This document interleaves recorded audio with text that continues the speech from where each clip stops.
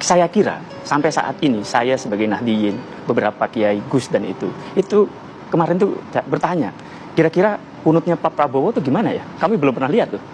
Ini kan soal kenyamanan. Sesimpel itu ya. Bagaimana kami bisa aman, nyaman kalau amaliyahnya belum pernah kami lihat. Pak Prabowo, Pak Gibran juga kami belum pernah lihat tuh. Kalau kunutnya Mas Anies, Gus Muhaimin, ya kami udah sering. Saya tuh udah interaksi dengan Pak Anies tuh belasan tahun. Gitu ya. Meskipun disampaikan tadi akidah sunnah wal jamaahnya ada di 02 gitu. Akidah sunnah wal jamaah kita lihat bukan cuma saat ini ada di 01. Pak Anies itu kalau dilihat dari sanad, kan? Kalau dalam santri itu al isnadu minad-din, bahwa sanad itu bagian dari agama, ya kan? Kalau tidak punya sanad itu nggak mungkin. Pak Anies sanadnya itu muttasil ke Mbah Hamam Ja'far. Itu adalah pesantren di Pabelan. Pak Anies pernah pesantren di sana. Mbah Hamam Ja'far itu pernah pesantren di Mbah Hasyim Asy'ari.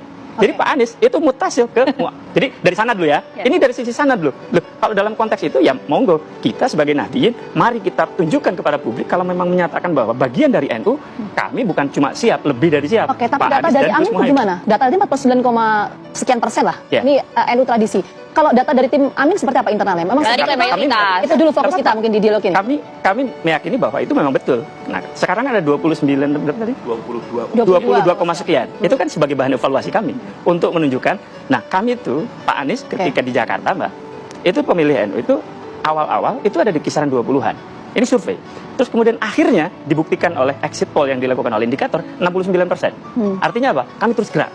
Kami terus meyakinkan. Kami meyakinkan bahwa kalau Amin itu justru yang paling aman, paling nyaman amaliyah, bukan cuma amaliyah, fikroh, cara berpikir, harokah, cara kemudian kami lihat aja Pak Anies itu dalam konteks pemikiran ya, itu kan sangat asy'ariyah sekali gitu, tulisan-tulisan di Kompas dan sebagainya. Ini bukan cuma dalam kami menunjuk, enggak, ini sudah dalam darah dagingnya Pak Anies.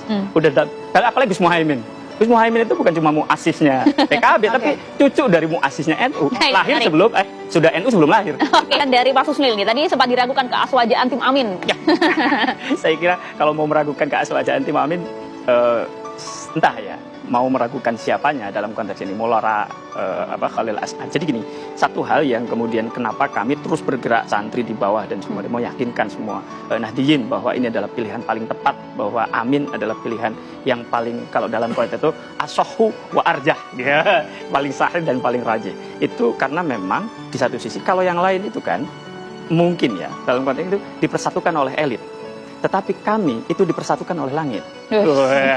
Itu Laura Khalil As'ad, Gus Badawi, Kudus, Mbah Amin, Cilacap, dan yang lainnya itu memberikan isyarat-isyarat itu. Makanya ketika terjadi koalisi itu hanya 2 hari. Karena apa? Karena memang semuanya sudah ke sana. Itu pertama. Nah, kedua, kami melihat rekam jejak keduanya dalam NU itu bukan akan, Mbak, tetapi sudah. Gitu. Yang tadi misalnya, sana Pak Anies mutasil. Kami melihat bahwa memang siapa yang meragukan itu dan sudah mendarah daging dalam Pak Anies. Bahkan ketika tulisan terakhir Pak Anies di Kompas itu sangat asy'arian sekali gitu. Itu teologinya gitu ya. Lihat aja gitu. Nah, pertama. Yang kedua, jadi rekam jejak Pak Anies di DKI Jakarta, Pak. Itu semenjak Pak Anies kan dulu tidak ada yang memberikan perhatian yang sangat intens kepada santri kecuali pada periode Pak Anies, yaitu diantara dengan memberikan beasiswa. Beasiswa kepada santri, siswa madrasah itu Pak Anies. Terus kemudian bagaimana beliau merawat hubungan dengan PWNU, bagaimana merawat musola, bagaimana merawat para tamir masjid dan sebagainya. Itu bagian dan yang paling utama dulu ada sekali. Dulu ini isu yang terus bergulir ke kita nih, bahwa pantas ya Mas Anies pilih Mas Susnil. Juru bicara NU yang jadi gini, 02 juga program-program santrinya banyak juga loh, jangan salah loh. Iya, tapi kita juga Pak, ini dulu itu pas DKI, itu kita diduga bahwa akan terjadi syariahisasi Jakarta. Itu hoax, bahkan dulu disebarkan oleh ada yang profesor dan sebagainya. Itu hoax. Dan mereka bilang kalau Pak Anies jadi Jakarta nggak bakalan ada tahlil, nggak bakalan ada maulid. Enggak, semuanya 5 tahun Pak Anies di Jakarta, maulid makin sering gitu ya, dibai di setiap Jumat. Ini kalau lihat aja sekarang, nggak usah banyak-banyak. Setiap malam Jumat nih, lihat aja ke pinggir-pinggiran tuh kota Jakarta. Sering tuh ada tarhim, ada apa. Artinya apa? Aman NU di DKI, makanya 69% Nahdliyin Jakarta itu milih Pak Anies. Ya. Kalau soal ubudiyah, yang tadi saya bilang, berani nggak sekarang Cak Ali untuk menunjukkan kepada kami nih warga Nahdliyin, dari soal amaliyah, ini soal amaliyah nih. Bagaimana kunutnya Pak Prabowo, bagaimana apakah Mas Gibran bisa memimpin sholawat asgil aja deh gitu, nggak usah banyak-banyak. Bisa nggak Pak Prabowo memimpin tahlil?